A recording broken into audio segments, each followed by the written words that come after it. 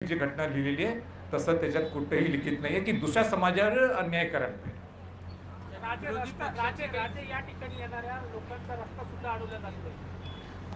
नाही नाही नाही नाही हे जे मला म्हणून आज येण्याचं सुद्धा मला एक कारण आहे. मला आज येण्याचं सुद्धा एक कारण आहे की मी ज्या 2 दिवस या गोष्टीची ऐकायला लागले, मारहाण व्हायला लागलेली आहे, रस्ते अडवायला लागले आहेत, हे काय बरोबर नाही ना. म्हणजे जसं मी म्हटलं, घटनात्मक दृष्टिकोनाने सगळ्यांना आंदोलन करायचा अधिकार आहे, सगळ्यांना, सगळ्या समाजाच्या लोकांना अधिकार आहे. पण कोणतरी करत असेल म्हणून त्याला अडवा याचं हे काय, ही आपली परंपरा नाही.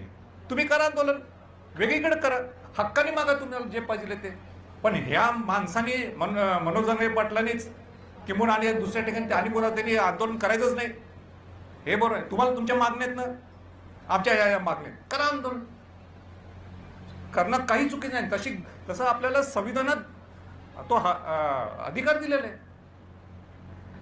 विरोधी पक्षाला पण तुम्ही आता बोलला की त्यांची जबाबदारी, पण शरद पवारांनी आज पाठिंबा देऊन टाकलेल्या जरांगे यांच्या आंदोलनाला, मराठा आरक्षणाला पाठिंबा दिला, परंतु इतर समाजाला न दुखवता आंदोलन हे नाही, म्हणूनच माझं हेच म्हणणं आहे, अनेक मार्ग आहेत, यातनं मार्ग निघू शकतात.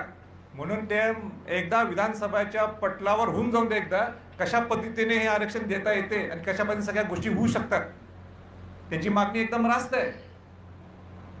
नुसतं पाठिंबा देणं इथं या आणि सांगा कसं देणार आहे. 1 वर्षापासून आंदोलन सुरू आहे राजे. आता विधानसभा आहे, प्रत्येक पक्ष मनोज जरांगे पाटलांच्या आंदोलनाचा किती फायदा होईल, किती नुकसान होईल याची गणिते, याचे सर्वे सुरू केलेले आहे. पण उपोषणाकडे बघायला बरोबर आहे.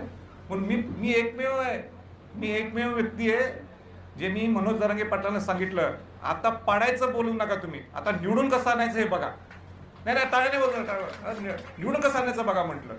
आणि मी ह्या शब्दात सांगितलं, तुम्ही आमच्यावर नाही आला तरी चालेल, पण ह्यावेळी तुम्ही यायलाच पाहिजे. हे जर हे सत्ताधारी लोक आणि विरोधी पक्षाचे लोक तुमची जर दखल घेत नसेल, तुम्ही याच पाहिजे सत्तेत मध्ये उभा करा. तुम्ही आमच्या बरोबर, आमच्या स्वतंत्र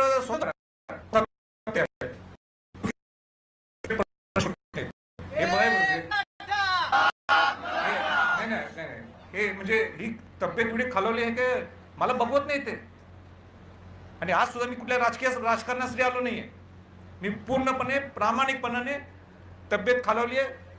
एक गरीब मराठ्यांसाठी न्यायाची भूमिका देण्यासाठी लढा उभा करतो. उद्या काय झालं तर कोण म्हणजे किती कोण जबाबदार असणार आहे. माझं मन काल बेचैन झालं होतं. मी उद्या काय गडबड झाली तर संभाजी क्षेत्र पोहोचलंच नाही तिथं.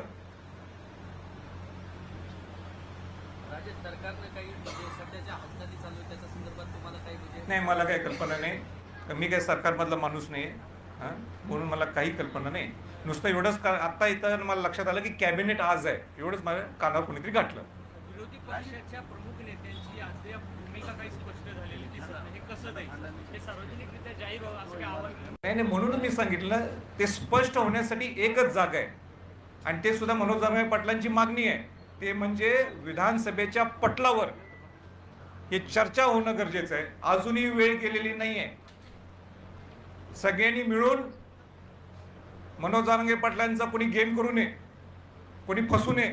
पण त्याला एकच मार्ग आहे, तुम्ही बोलवा. तुम्हाला आज कॅबिनेटमध्ये निर्णय घेता येत नाही ना, तुमचं आणि काही म्हणणं ना माझं तुझं करत बसताय, घ्या ना तुम्ही विधानसभेच्या पटलावर यांना सांगा, भूमिका स्पष्ट करा. मराठा समाज, ओबीसी समाज एक आमने सामने ठाकलेला आहे. त्या गडबडीमध्ये छत्रपती शिवाजी महाराजांच्या झेंड्यावर प्रतिमा होती, तो झेंडा फाटला गेला. काय म्हटलं? झेंडा फाटला गेला. शिवाजी महाराजांचा झेंडा होता मराठ्यांच्या गाडीला, तो फाटला गेला. समाजाच्या घोडाताणीमध्ये तो फाटला गेला. नाही, माझी सगळ्यांना सूचना आहे की जे मला माहित नव्हतं, पण जे तुम्ही बोलून दाखवलं की जो झेंडा काय ते फाटला गेला किंवा काढला गेला, शिवाजी महाराज हे सर्वांचे आहेत. शिवाजी महाराज हे 18 पगड जात 12 बडोतेदारांचे आणि म्हणून स्वराज्य स्थापन करत असताना सगळ्यांना घेऊन शिवाजी महाराजांनी स्वराज्य स्थापन केलंय.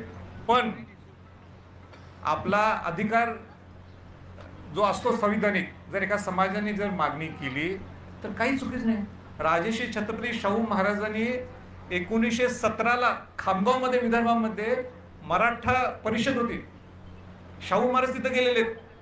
म्हणजे बहुजन समाजाला न्याय देऊन सुद्धा आपल्या समाजासाठी त्या नवीन पिढीला, नवीन युवकांना मार्गदर्शन करण्यासाठी त्यावेळी खामगावमध्ये विदर्भाला गेलेत. मराठा शिक्षण परिषद मराठा परिषद होती ती. जरांगे पाटलांच्या आंदोलनानंतरच प्रति आंदोलन सुरू होतात असं तुम्हाला वाटतं? याचं पाठीमागे कोणाचं हात आहे? हे बघा, ते आता काळात या गोष्टी लपून राहत नाही, ते समजणारच आहे. म्हणजे आज पलीकडे बसलेत म्हणून हे मुद्दाम बसवलेत का, ह्याच्यावर चर्चा होणारच आहे. पण मी काय म्हटलं, संविधानिक पद्धतीने परत एकदा सांगतो, आणि परत तेच सारखे उत्तर, संविधान पद्धतीने सगळ्यांना आपला अधिकार असतो आपलं मागणं मांडण्यासाठी, पण कोणी करू नये, हे करायचंच नाही, हे बरोबर नाही. तुम्हाला तुमचे अधिकार मागा ना, शेवटी सरकार न्यायालय ठरवल काय भूमिका बरोबर आहे. आणि एका गावात 2 आंदोलन करणं हे काय मला नाही पटलेलं. हे आपले संस्कार नाही आहेत. त्याच्यामुळं आंदोलन करणं सगळ्यांना अधिकार आहे, पण अशा पद्धतीने ठीक आहे. ओबीसी आंदोलनाकडे तुम्ही भेट द्यायला जाणार नाही बाबा, मी स्पष्ट सांगितलंय की जर काय मुद्दा रास्त असला असता, त्यांनी संविधान पद्धतीने त्यांनी म्हटलं असतं की आमच्या ह्या मागण्या आहेत, मग मी गेलो असतो ना. पण तुम्ही काय म्हणता, ह्या समाजातल्या लोकांनी आंदोलन करायचंच नाही, त्यांचा अधिकारच नाहीये, आणि ज्या गावात बसले तिथं बाजूला पलीकडे उभा करायचं, हे ईर्ष्या निर्माण करताना बरोबर आहे. सगळ्यांना अधिकार आहे.